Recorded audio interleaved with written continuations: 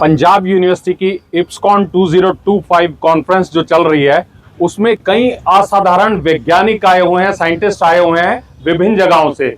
उन्हीं में से एक हैं जो कि बड़े असाधारण काम भी कर रहे हैं। ऐसे काम कर रहे हैं जो कि मानवता के लिए अपने आप में एक शानदार काम होगा, उनके लिए एक संजीवनी की तरह काम करेगा। ब्रेन की इंजरीज जो होती हैं एक्सीडेंट से या किसी और वजह से, उन इंजरीज में जो पेशेंट है या तो वो कोमा में चला जाता है या उसकी जो है जो न्यूरॉन्स डैमेज होते हैं उसकी वजह से किस तरह की प्रॉब्लम्स आती है, उसको लेके एक ऐसा डिवाइस जो है बनाया है डॉक्टर साहब ने। उनसे हम बात करते हैं, पहले अपना परिचय देंगे। ये कैलिफोर्निया से आए हैं, इस कॉन्फ्रेंस में इन्होंने अपनी टॉक भी यहाँ पे डिलीवर करी थी। आइए जानते हैं कि वो कैसा डिवाइस है जो ट्रॉमा के पेशेंट्स में, ब्रेन ट्रॉमा के पेशेंट्स में जो है काम करेगा। बहुत बहुत धन्यवाद मुझे बुलाने के लिए। इसमें मेरा नाम है देवेंद्र कुमार अग्रवाल। मैं लखनऊ का रहने वाला हूँ ओरिजिनली। पिछले 45 साल से नॉर्थ अमेरिका में चला गया हूँ। करेंटली मैं जो हूँ वहाँ पर एक professor and director of department of translational research में हूँ। एंड मैं जो हूँ शुरू से ही ऐसे काम पर अपना खोज करता हूँ जिसके लिए कि पेशेंट्स को उनके ट्रीटमेंट में और मैनेजमेंट में फ़ायदा हो। तो 3 साल पहले मैंने अपने कोलीग्स के साथ, I work with several surgeons and physicians, तो एक न्यूरो सर्जन के साथ मैंने ये काम शुरू करा है ऑन ट्रॉमेटिक ब्रेन इंजरी। जैसा आपने सुना है जस्ट नाउ कि ट्रॉमेटिक ब्रेन इंजरी कई कारणों से हो सकती है। मोटर व्हीकल एक्सीडेंट से हो सकती है, कोई शार्प ऑब्जेक्ट चला जाए उससे डीप पेनिट्रेटिंग ट्रॉमा हो सकता है, या फिर बड़े खेल होते हैं जैसे फुटबॉल है उसमें कंकशंस और अदर टाइप की इंजरीज हो जाती है। इन सब केसेस में जैसा आपने अभी रिपोर्टर साहब से सुना कि पेशेंट या तो कोमा में चला जाता है और अगर सरवाइव करता है तो उसमें न्यूरोलॉजिकल डेफिसिट बहुत हो जाते हैं। उसके अंदर बहुत तरह के फंक्शंस होते हैं। करेंटली उसका कोई ट्रीटमेंट अच्छा है नहीं। करंट ट्रीटमेंट तो अभी ये है कि भाई एयरवेज में जिससे कि वो सांस ले सके, कंटिन्यू करें। और ट्रॉमा के बाद जो ब्रेन में प्रेशर बढ़ जाता है उसको हम कहते हैं इंट्राक्रेनियल प्रेशर। उस क्रेनियल प्रेशर जो है वो बढ़ जाता है इन्फ्लेमेशन से, और उसकी वजह से वहाँ पर सूजन आ जाती है ब्रेन में, और ब्रेन के जितने सेल्स हैं जो एस्ट्रोसाइट्स और माइक्रोग्लियल सेल्स हैं उनका काम जो है वो डिसफंक्शन हो जाता है।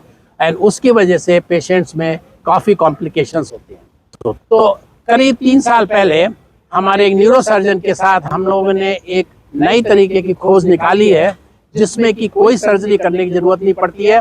उसमें सिर्फ हेलमेट लगाना पड़ता है सिर के ऊपर, और हेलमेट के थ्रू हम इलेक्ट्रोमैग्नेटिक फील्ड का स्टिमुलेशन करते हैं बड़ी लो फ्रीक्वेंसी में। वो फ्रीक्वेंसी ऐसी होती है जैसे आपके सेल फोन में और कई सारे ऑब्जेक्ट्स में मिलती है, उससे कोई बॉडी में हार्म नहीं है। लेकिन अगर हम इंजरी के बाद इलेक्ट्रोमैग्नेटिक फील्ड स्टिमुलेशन 20 मिनट्स के बाद दे देते हैं तो हमने देखा है कि it can induce healing response. तो उसमें हमने एक पिग मॉडल बनाया है, एंड पिग में जो सुअर का जो ब्रेन होता है वो ब्रेन जो है ह्यूमन ब्रेन की तरह बड़ी सिमिलर है साइटो आर्किटेक्चर में, as well as in terms of the differentiation of various functional responses जो सेल्स के होते हैं। तो जो भी पिग के ब्रेन में और पिग के बॉडी में जो चीज़ नया ट्रीटमेंट काम कर सकता है वो ह्यूमन में अभी तक पाया गया है कि हमेशा काम किया है। इसलिए मैंने पिग के मॉडल में ट्रॉमेटिक ब्रेन इंजरी करी। वो ट्रॉमेटिक ब्रेन इंजरी करी by dropping the steel wall on the head, और उससे इंजरी हुई। उसके बाद हमने हेलमेट पहनाया है पिग को सिर्फ 15 मिनट के लिए रोज फॉर 21 दिन के लिए मैंने पहनाया। और 21 दिन के बाद जब हमने ब्रेन को खोल के देखा तो उसमें 70% हीलिंग हो गई। उससे हमें बहुत ही प्रोत्साहन मिला कि अब इसको आगे बढ़ाया जाए, इसको हम 100% हीलिंग कैसे कर सकते हैं। उसके लिए हम जो है 56 दिन के से 60 दिन तक के लिए जाना चाहते हैं। और ये वाली स्टडी जो हमने करी है अभी छोटे नंबर के पिग्स में करी है, क्योंकि पायलट स्टडी है और वेरी एक्सपेंसिव स्टडी है। इसके लिए हमने $4 मिलियन ग्रांट सबमिट करी है NIH को। अगर वो फंड हो गई तो उसमें हम 10 से 12 पिग कंट्रोल ग्रुप में as well as the electromagnetic field stimulation group में हम देखेंगे। हमने ये भी देखा है कि अगर हेलमेट हम 20-30 मिनट के बजाय 2 दिन के बाद रखें, उससे भी हीलिंग होती है, लेकिन हीलिंग रिस्पॉन्स जो है वो कम था compare to giving the electromagnetic field stimulation 20 to 30 minutes after the injury. उसका कारण यह है कि पेशेंट्स को जब इंजरी होती है, कभी कभी पेशेंट्स विद इन 20-25 मिनट में, आधे घंटे में हॉस्पिटल पहुंच सकता है, और कभी कभी देर हो जाती है। तो जो जिन पेशेंट्स को देर हो जाती है उसमें कितना टाइम लगेगा, उसके लिए जो है हम स्टडी कर रहे हैं कि भाई कितना लॉन्गर हमें स्टिमुलेशन करना पड़ेगा। तो this is a very revolutionary novel treatment जो है अभी तक हुआ नहीं है। इलेक्ट्रोमैग्नेटिक फील्ड स्टिमुलेशन लोगों ने यूज़ किया है, उन लोगों ने यूज़ किया ऑस्टियोआर्थराइटिस केसेस में, और osteoarthritis cases got improved with this. थोड़ा सा कुछ देर आर मतलब 2 or 3 reports on stroke, but traumatic brain injury हमारी जो नॉलेज में है, the we are the first one to do those things, and we are hoping that this could really create a revolutionary treatment in a very non-invasive manner for the patients after traumatic brain injury. Doctor साहब, जो आपने बताया कि electromagnetic radiations low frequency में जो है helmet की through, electrodes जो हैं उसके थ्रू जो ब्रेन को पहुंचाई जाएंगी, तो ये काम किस तरह से करेंगी और किस तरह से जो न्यूरॉन्स को, डैमेज न्यूरॉन्स को जो है ट्रीट करेगा? बहुत अच्छा आपने क्वेश्चन सुना है। उसको कहते हैं कि उसकी मैकेनिज्म ऑफ एक्शन क्या है। उसके लिए हमने अभी शुरू करा है कि जो हमने ब्रेन के सेल्स को आइसोलेट किया है, और क्या होता है कि ये ब्रेन के सेल्स जो है उनका फंक्शन खराब होना शुरू हो जाता है इन्फ्लेमेशन से। इन्फ्लेमेशन के दौरान उनके बॉडी में बहुत सारे सब्सटेंस निकलते हैं जो कि इन्फ्लेमेटरी मीडिएटर्स कहलाते हैं। इन साइंटिफिक टर्म्स हम उनको TNF alpha, IL-1, IL-6 and other type के मीडिएटर्स होते हैं, जिनकी वजह से उनका फंक्शन जो है खराब होना शुरू हो जाता है, और वो सब जो है माइटोकॉन्ड्रिया में भी अफेक्ट करते हैं। तो हमने अभी सेल्स को आइसोलेट करके उनको उन्हीं TNF, IL-1 और IL-6 से एक्सपोज करके फिर उसको हमने electromagnetic field stimulation cultured cells में दी है, और उनका देखा है कि उनका रिस्पांस कम होता है नहीं होता है। तो वो हम मैकेनिज्म पता लगा रहे हैं कि रिस्पांस तो कम हो गया। मैंने प्रेजेंट किया यहाँ पर और डेटा, और हमने पब्लिश भी किया है, मेरे नाम से आप पब्लिकेशंस देखिएगा। लेकिन एग्जैक्टली सेल में इलेक्ट्रोमैग्नेटिक फील्ड क्या करता है, किस तरह से इम्प्रूव करता है, वी डू नॉट नो। अभी हमें उसके बारे में अच्छे से पता नहीं है, इसीलिए हम उसको एक्सटेंड कर रहे हैं। लेकिन it is a very encouraging कि सिर्फ नॉन इन्वेसिव ट्रीटमेंट हेलमेट रखने से ही अगर इम्प्रूवमेंट हो जाता है, कॉग्निटिव फंक्शन बढ़ जाती है, functional response of the patients बढ़ जाता है, उससे बड़ा प्रोत्साहन मिल रहा है। और मैकेनिज्म हम देख रहे हैं, क्योंकि हो सकता है हमें कोई मॉलिक्यूल पता लग जाए जो कि हम टैग कर सकें, उसके लिए नई दवाई खोज सकें। हो सकता है कि वो फर्दर इन्हांस इम्प्रूवमेंट में इन्हांसमेंट कर ले। जो आप बता रहे हैं कि ऑस्टियोआर्थराइटिस में ये यूज हो रहा है ऑलरेडी, तो उसमें किस तरह के रिस्पांस आपको मालूम पड़े हैं कि इसके हैं? तो उसमें जो रिपोर्ट आई है अभी तक, सब रूटीन बेसिस पे नहीं होता है यूज, लेकिन जो ऑस्टियोआर्थराइटिस के लोगों ने यूज करा है, तो उस केस में वो कहते हैं कि जो ऑस्टियोआर्थराइटिस में क्या होता है कि वो there is a degeneration of the tissue over there.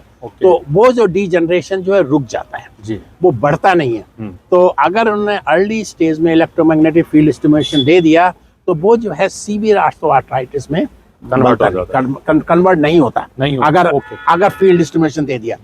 अगर एक बार पूरा डीजनरेट हो गया, ये उसको रीजनरेट नहीं कर पाएंगे। फिर तो जो है आपको पता ही है कि भाई severe case of osteoarthritis you have to do the knee surgery और the knee replacement and so on. तो this is a very serious problem. इसीलिए जब हमने बताया कि 20 मिनट के बाद, इंजरी के बाद हमने लगाया, तो इंजरी रिस्पांस जो है, healing response was much better. Similarly in osteoarthritis, अगर आप अर्ली स्टेज में उसको एक्सपोज कर दें with electromagnetic field, there is a significant improvement from clinical point of view in terms of the pain कम है नी में, वॉक ज्यादा कर सकता है, and then it does not lead into the very serious chronic osteoarthritis. Like how much time it took the research which you are doing till now? ये मैंने जो है अभी 3 साल पहले कॉन्सेप्ट शुरू करा था जी और ये जो पिग में मैंने काम किया है इसमें मुझे करीब 8 महीने लगे, 8 से 9 महीने। जी और अब जो है जब पैसा और मिल जाएगा तो उसमें 3 या 4 साल और करूंगा। जी और इसी दौरान हमारा प्लान ये है कि हम इसको एक IND कहते हैं, वो कहता है कि the investigational new device, okay उसको IND हमें अप्रूवल लेना पड़ता है FDA से। ओके। उसके बाद हम इसको ह्यूमन में ले जा सकते हैं, उसके बाद क्लिनिकल ट्रायल? फिर क्लिनिकल ट्रायल्स में हम शुरू कर देंगे। जी तो उसमें इसका clinical trial will go very fast compare to other drugs, Okay. Because इसका कोई साइड इफेक्ट्स नहीं है। साइड इफेक्ट्स नहीं है। तो इसके लिए this will go very fast and हमारा जैसे हमें अप्रूवल मिल जाएगा विद इन अ ईयर और 2 we can prove that yes or disprove whatever it is in the human whether it is really useful कि जो पेशेंट्स की cognitive ability क्या है, neurological functions क्या हैं, walking ability और सब वो जो है पता लग जाएगा कि ट्रॉमेटिक ब्रेन इंजरी के बाद इम्प्रूवमेंट कितना हो रहा है। तो this will go very quick after we get the approval from the IND।